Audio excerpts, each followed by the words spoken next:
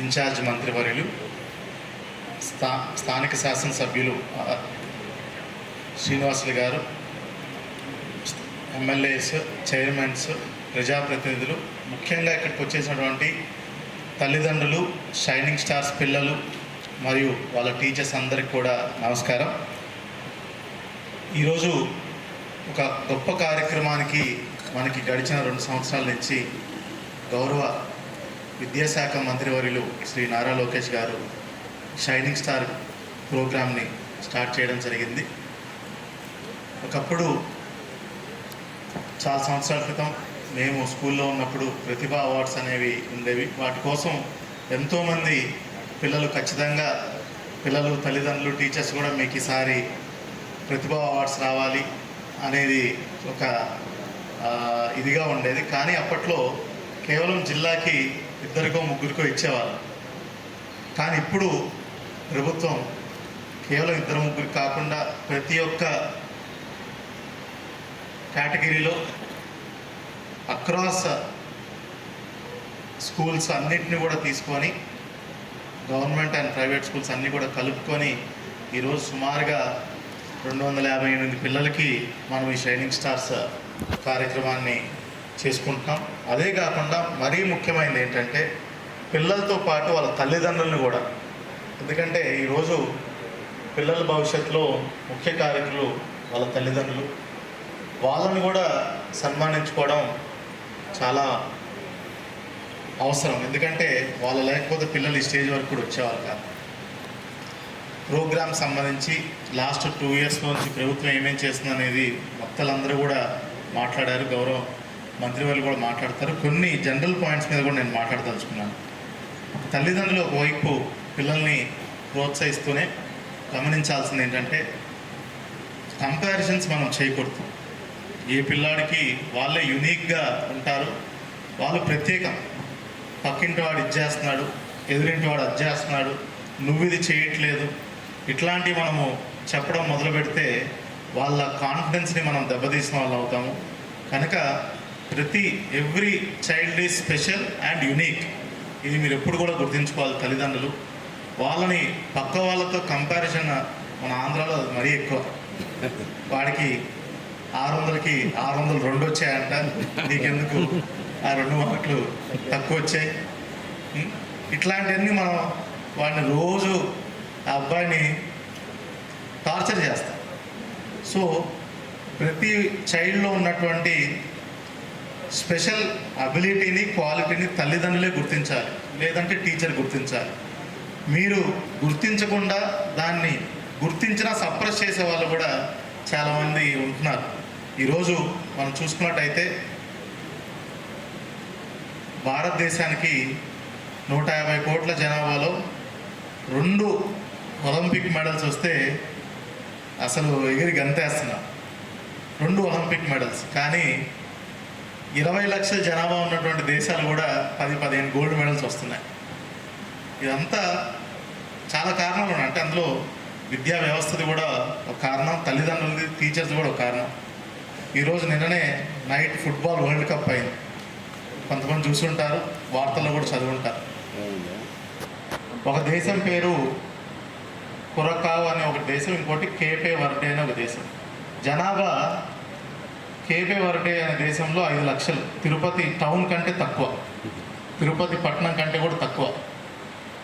వాళ్ళు last 16 round of 16 వరకు కూడా వెళ్ళారు.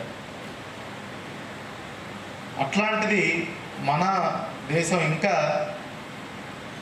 సౌత్ ఏషియన్ ఫుట్బాల్లోనే కూడా మనం గెలవలేకపోతున్నాం. అంటే చాలా కారణాలు ఉన్నాయి, జస్ట్ చెప్తున్నాను.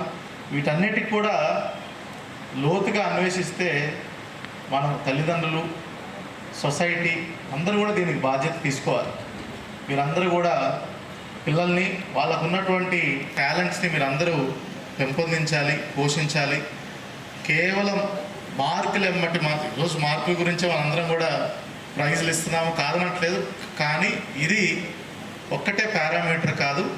మంచిగా ప్రతి దాంట్లో కూడా you should go to the top. Aim ఎక్కువ పెట్టుకోవాలి. మా స్కూల్ టీచర్ నాకు ఎప్పుడు చెప్పేవాళ్ళు, at least aim for the stars you will reach the clouds. చుక్కల కనుక మీరు ఏం పెట్టుకుంటే కనీసం క్లౌడ్స్ దాకా రీచ్ అవుతావు, లేదంటే నువ్వు అసలు ఏమీ సరిగ్గా పెట్టుకోలేకపోతే ఇంటి మేడపై కూడా వెళ్ళలేవు. సో పెద్ద ఏం పెట్టుకోవాలి, పెద్ద గోల్ పెట్టుకోవాలి. మొన్న 2 రోజుల క్రితం గౌరవ విద్యాశాఖ మంత్రివర్యులు మనకి లాంచ్కి వచ్చారు శ్రీహరికోటకి. ఫస్ట్ టైం మన భారతదేశంలో ఒక ప్రైవేట్ రాకెట్ మనము లాంచ్ చేసుకోగలిగాం. ఆ రోజు నేను ఒక ప్రత్యేక వ్యక్తిని కలిశాను, జిల్లా కలెక్టర్గా ఉండి కూడా. అతని దగ్గరికి వెళ్ళి నేను, సార్ నేను మీతో సెల్ఫీ తీసుకోవచ్చు అని అడిగాను. అతను శుభాంశు శుక్లా గారని మొన్ననే భారతదేశం నుంచి మొట్టమొదటి వ్యక్తి ఇంటర్నేషనల్ స్పేస్ స్టేషన్కి ఆయన వెళ్ళారు.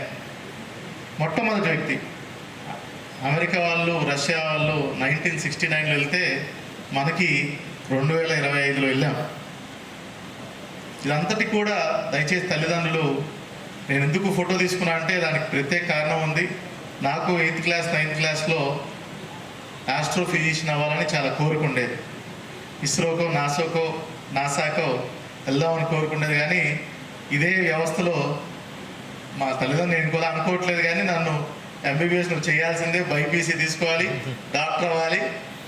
ఒక కాలేజ్లో వేశారు, చదువుకున్నాను, అయ్యాను. తర్వాత నాకు అది అక్కడికంటే కూడా వేరే ఇంట్రెస్ట్ ఎక్కువ ఉండి ఎంబీబీఎస్ మధ్యలోంచి సివిల్ సర్వీసెస్ స్టార్ట్ చేశాను. దేవుడి దయ వల్ల తల్లిదండ్రుల ప్రోత్సాహంతో దానికి కూడా సివిల్ సర్వెంట్గా అయ్యాను. ఈరోజు మీ ముందు కలెక్టర్గా మాట్లాడుతున్నాను. కానీ చిన్నప్పుడు నాకు వేరే తోడ్పాటు నుంచి గైడెన్స్ ఇచ్చుంటే ఇంకోలా ఉండేది. Course I mean a very respectable job now, but you never know. అందుకని ఆ రోజు ఆయన దగ్గరికి వెళ్ళి ఇది కూడా చెప్పాను, నాకు కూడా ఇలాగ అవ్వాలంటుంది కానీ అవ్వలేకపోయాను. But I'm very happy. నాకు ఒక ఫోటో సెల్ఫీ తీసుకుంటా అంటే ఈ agree to take a photo. చాలా హ్యాపీ ఫీల్ అయ్యాను. మీరు కూడా, పిల్లలందరూ కూడా, మీరు you should draw your inspiration. Motivation అనేది మీ అందరికి ఉండాలి. మీ చుట్టుపక్కల ఉన్నటువంటి వాళ్ళలో మీ తల్లిదండ్రులు కానీ చుట్టుపక్కల ఉన్న వాళ్ళు ఒక ఇన్స్పిరేషన్ పెట్టుకొని దాని తగ్గట్టు కూడా మీరు ఏం చేయాలి. అదేవిధంగా ఈరోజు టీచర్స్ కూడా మీరే గైడ్ చేయాలి. ఈరోజు నిజంగా షైనింగ్ స్టార్స్కి వెనుకున్నటువంటి ఆ స్టార్ని షైన్ చేయడానికి ముఖ్య కారకులు టీచర్సే అని చెప్పాలి. దయచేసి మీరు పిల్లల్ని మోటివేట్ చేయాలి, గైడ్ చేయాలి. మీరు కనుక ఆ ఇన్స్పిరేషన్ కనుక ఇవ్వలేకపోతే పిల్లలు పై స్థాయికి ఎదగలేరు. సో దయచేసి ఇవన్నీ కూడా గుర్తుపెట్టుకోవాలి. చదువు తప్ప అని చెప్పాను, ఎక్స్ట్రా కరిక్యులర్ యాక్టివిటీస్ కూడా ప్రతి ఒక్కళ్ళు చేయాలి. ఏదో ఒక ఇష్టం వచ్చిన గేమ్ కానీ, సింగింగ్, హాబీ ఏదో ఒకటి పెట్టుకొని దాన్ని మీరు పెంపొందించుకోవాలి. అది ఖచ్చితంగా మీ చదువుకు కూడా చాలా ఎఫెక్టివ్గా పనిచేస్తుంది. నేను సివిల్స్ ప్రిపేర్ అయ్యేటప్పుడు ప్రతిరోజు నైట్, నేనంటే అప్పుడు ప్రిపరేషన్ టైంలో నైట్ 2 వరకు లేచి ఉండేవాడిని, చదువుకునేవాడిని. కానీ 11:30కి నైట్ బుక్స్ మూసేసి ఒక 1.5 అవర్, నాకు సినిమాలు అంటే చాలా ఇష్టం, రోజు ఒక 1 అవర్ 1.5 అవర్ నైట్ పడుకునే ముందు ఒక సినిమా చూసేవాడిని. వారానికి ఒకసారి థియేటర్కి వెళ్ళేవాడిని, స్పోర్ట్స్ కూడా చూసేవాడిని. ఇన్ఫ్యాక్ట్ ఇప్పటికి కూడా అన్ని స్పోర్ట్స్ ఫాలో అవుతాను. సో అదంతా మీ చదువుకేమో ఎప్పుడు అడ్డం కాదు, అవి చేస్తూనే మీరు ఏదన్నా చేసుకోవచ్చు.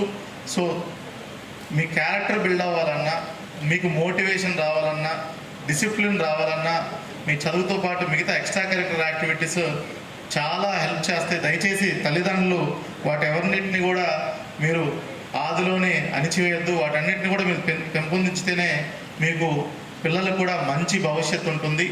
మరొకసారి ఇక్కడికి వచ్చేసినటువంటి షైనింగ్ స్టార్స్ అందరికి కూడా ప్రత్యేక ధన్యవాదాలు తెలుపుకుంటూ, గౌరవ మంత్రివర్యులు కూడా ధన్యవాదాలు తెలుపుకుంటూ సెలవు తీసుకుంటున్నాను. జై హింద్.